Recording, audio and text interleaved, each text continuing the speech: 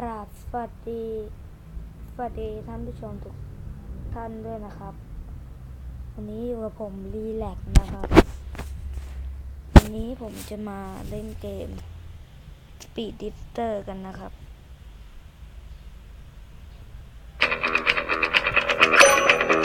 โอ้มาถึงก็สุด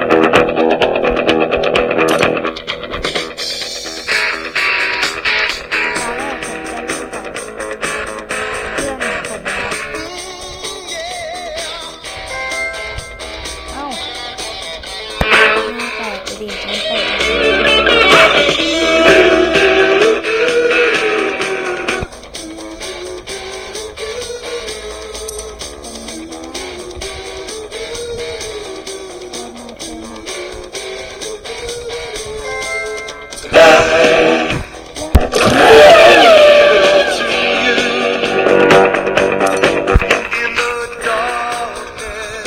ออกกันแล้วกัน So much I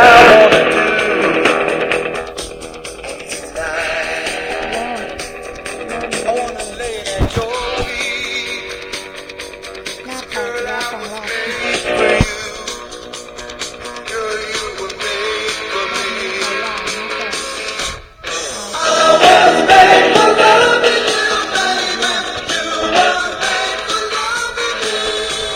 And I can't get enough of you baby Can't get enough of me I wanna see it in your eyes Feel the magic แล้วเรามาดูกันว่าเราจะได้ที่เท่าไหร่โอ้ด้านนี้เคยเล่นครั้งเดียวเอง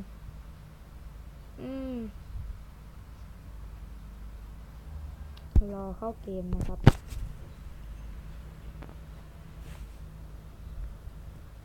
ในห้องนี่ผู้ชายอยู่4 คนผู้หญิงอยู่2 คน